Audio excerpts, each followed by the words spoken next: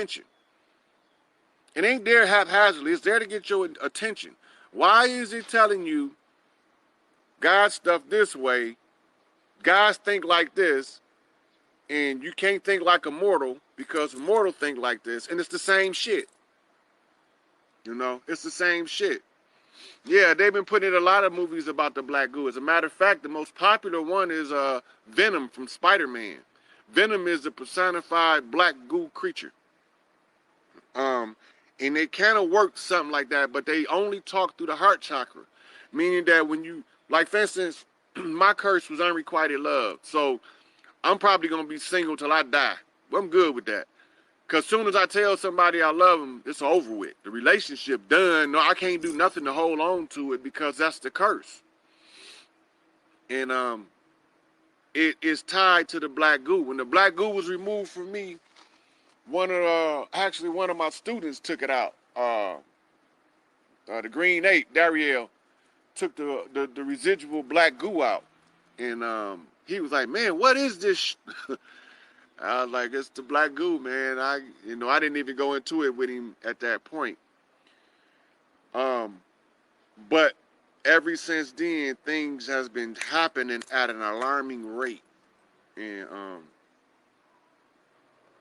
opening my eyes to a lot of things. One of the things is the process of the judgment day.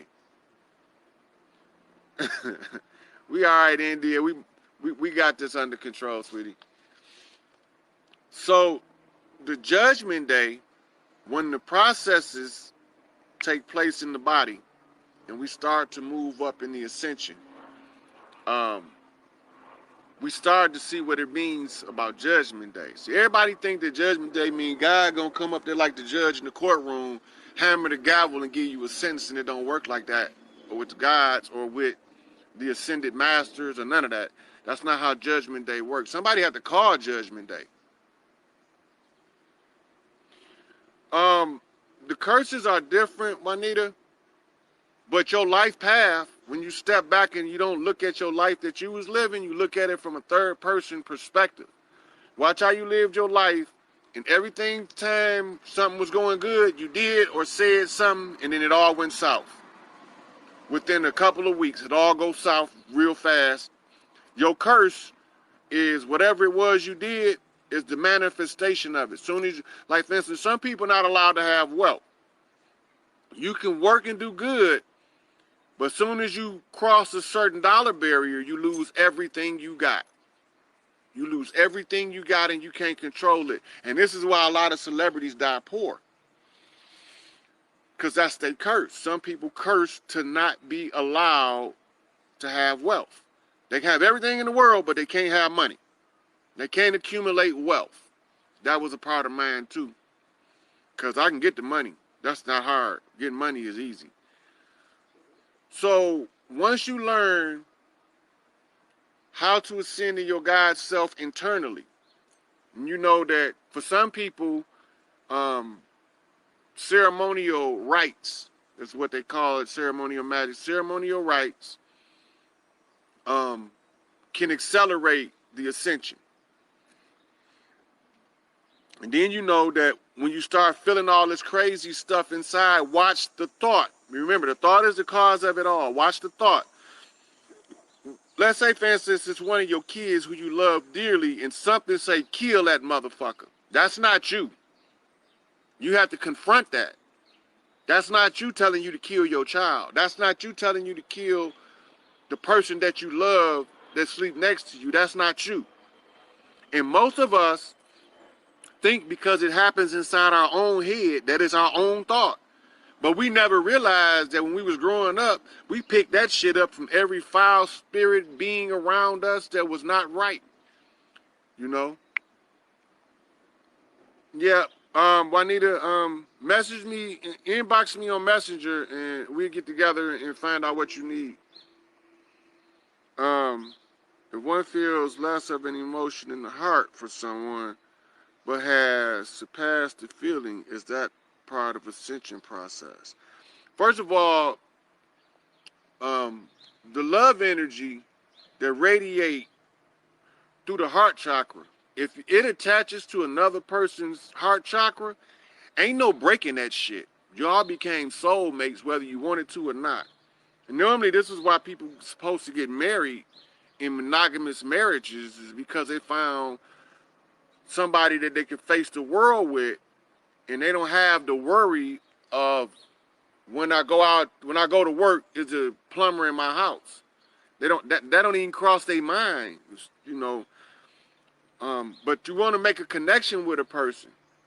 I'm gonna tell y'all the biggest and most neglected. Just Jasmine, you can inbox me when you get it. The biggest connection that we make with another person is by seeing the best parts of that person and cultivating that in the other person. So when you look at relationships now, this is what we see. Guy meet a chick, he thinks she hot, she think he hot. Okay, now, at that point, that's pure animal lust. He don't know nothing about her, she don't know nothing about him, so there can be no compatibility other than the physical attraction. That's what you call animal lust. But the conversation takes off, and then they find out they have this many things in common. They make a connection. Where you lost it, Jacqueline?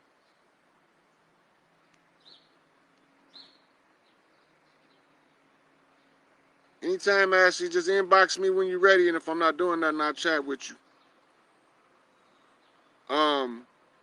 Ascension is death for the ego, realizing real eyes all is one. Hey, I just went over that, because I was told by some of my enlightened brethren that I had to let go of the ego. Then I let go of the ego. You know what they told me? You God. Now you got to have an ego. Contradiction. Why is it there? Right? Now think about this. The gods run shit.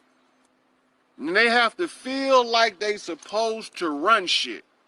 They got to feel like they deserve the right to be in the position of power. They got to know it without a doubt. What's the difference in the fucking ego trip? What's the difference in the Messiah complex in an actualized God concept? And you can love someone without any benefit to yourself, that's ascension, but you can never lose the ego. Whew, y'all coming at me with this one. Y'all coming right and exact. Okay, so the ascension has nothing to do with outside of itself who you can love. The ascension has to do with how well your love can be purified with your purified thoughts. That is when you get to ascension. Because once you purify the thought, there's nothing low vibration left. That's why they call it purification. What's going on, Chris? Then the emotional purification. When you clear the emotions, when you clear that shit up, you clear the emotions up by not feeling negative emotions towards somebody you love, which took me into the relationship thing. Guys, girls meet, it's the attraction first, the chemistry next. But nobody knows what to do next, because what you're going to understand is we are creatures of habit. As creatures of habit, if you meet a new guy, if you're a girl, if you meet a new girl, if you're a guy, you're going to do all of the dumb shit you did to sabotage every relationship you ever had. When you go back and look at all of the dumb shit you did in your past relationships, you got to do it all at the beginning. Both of y'all, not just one of y'all, both of y'all going to do the same dumb shit, but it's not going to work. Because you're on another level now. So when all of that dumb shit don't work, all that foolishness not working now. Now you sitting here with this person and you exhausted all of the ignorance. Ignorance is exhausted at this point, and you looking at this person like,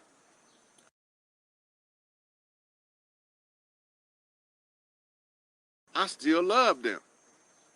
I done did the dumb stuff, the ignorant stuff, the foolish stuff, the retarded stuff, the sick stuff, and they still here. They love me too. We got to make this work. Most people gone by now. And that's what our when we got rid of the rites of passage, this is how our minds created one for us. In order for us to weed through the weak relationship to find a solid relationship, we learn a series of foolish and ignorant things that run weak people away. They run, if the relationship is beginning off as a weak relationship, what we learn going through relationships teaches us how to get rid of the riffraff. But then there's always one we can't get rid of. They're either still standing there physically, or when we physically leave, they attach to us emotionally and we can't break the attachment. Sometimes that's due to other outside factors like blood rights or agreements made that haven't been correctly severed, contracts, soul contracts like that. But sometimes there's no contract involved. It's just the truth.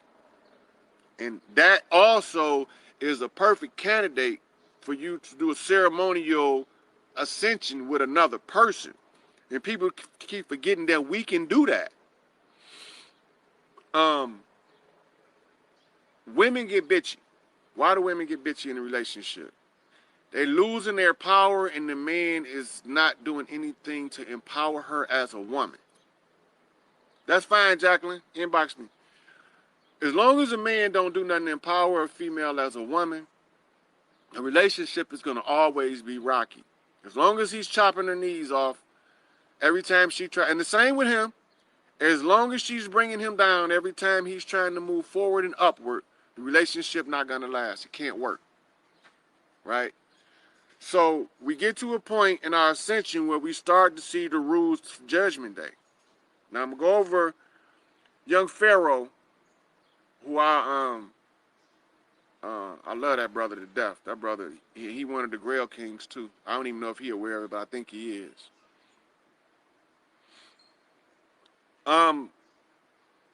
You know what, Chris? I'm not gonna deal with the attachment in the Buddha right now. But we're gonna touch on that. So on another video we'll go over some of the teachings of the Buddha and Dalai Lamas of the past, and maybe even some of the other great teachers, and what they were really talking about. The attachment that the Buddha talk about is attachment to the negative vibrations, the low vibration things that you attach to, because you got to attach to something anyway. All right, so now we ready to ascend. We ready to move to the next level, but there's a problem. We still got to clean this mess up. You can't go to nobody's house, mess their kitchen up, and just leave. That's rude, dirty, obnoxious. That's just foul. So before we can ascend into the fifth dimension, we have to clean it up. What do I mean by that? We have to show the people a lot of the deception out in the open in real time. So last week I heard young Pharaoh and General Seti called Dr. York out to judgment. Now, it sounds like they offered a debate to Nuwabians. So if you're a Nuwabian or if you know one, y'all need to pay attention.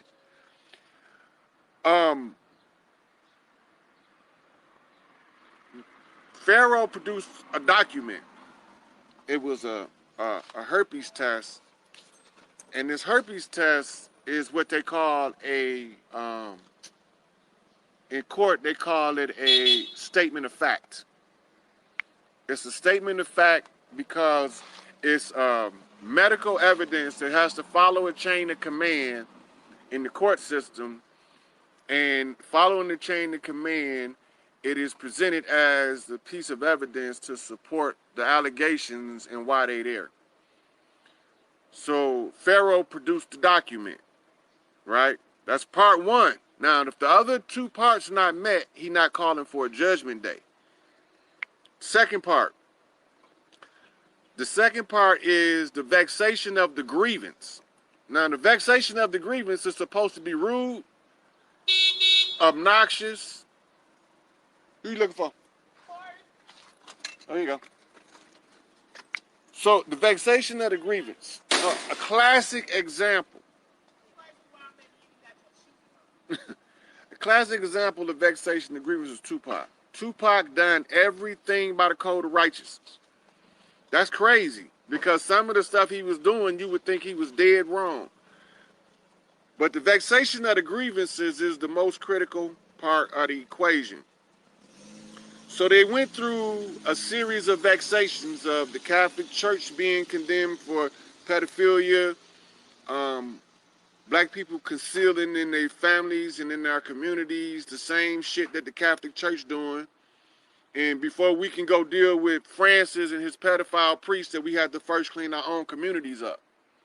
That was the grievance vexed by young Pharaoh, followed by SETI putting the final call for judgment on Dr. York. And that being to say that they represent the ancestors. At that point, I can't, even if I'm a Nuwabi and I can't defend or condemn York, I have to listen to the facts. Because when the facts is presented, it's a couple things that has to take place. The public, the more I see if it's a valid or invalid judgment on York, the more I see it, the more powerful it be. So the judgment that's taking place with York is critical for his liberation if you're a Nuwabian. And I see you, Christ. So SETI said, this is real. I'm standing here for my ancestors. At that point, Judgment Day, the third prong of calling for judgment has been met. I don't care if the Nuwabians defend him or not. They should if they think he's innocent. And if he turns out, we have to use the judicial standard of reasonable doubt. What would be reasonable doubt? If the reasonable doubt can be produced, and the jury would be able to say, we can't convict this man on this evidence, then it exonerates him from that piece of evidence or the judgment. When that happens, it makes other stuff move in the 3D realm. All that stuff has to take place. And so, when we're looking at it from the eyes of the gods, we have to realize a couple of things. We can't let people not know what's taking place with their ascension. We can't conceal that from them. We can't conceal the fact that this is the close of the age. Judgment Day is here. And the leadership, you gotta pay this attention, the leadership is the first to be judged, because if the leader is wrong, you can't condemn his congregation. He has to suffer for his own transgression. If the leader is wrong, you can't condemn the entire congregation. They don't know no better. That's why they needed the leader to begin with, because they didn't know. And it looked like this person knew, which they probably did. Catholic Church know Jesus ain't no man. That's why they always know when somebody come out and say they Jesus Christ, to kill him. He a lie, kill him. He a lie, kill him. They know Jesus is a woman. They know that. It's not a secret. That's why the Pope always kissing the Black Madonna feet. That's Jesus. That's Isis. The Black Madonna is the female that represents Isis in her absence. Isis is the queen of heaven and earth. It's not a secret. It's all in plain sight. They show you through their rituals and ceremonies, but you don't know what they mean. I'm going to tell you what they mean, because this is it. They out of here. They got to go. And so they don't want you to know that the little boy that Isis is holding is the man in Revelations that's walking around and go read the book can't nobody else read. I read that motherfucker. I cracked that shit. It's what I do. Do the impossible. That's all I do. I do shit that they say is impossible. When they go all over the world, they go find every other motherfucker that they say is a god, and they say do this, and they can't get it done. When they can't get nobody else to correct it, then they come get me. I'm always last resort. Don't come get me till you can't do nothing else, because I'm going to fix it. So I did. I cracked that shit. So In China, they know Sun Wukong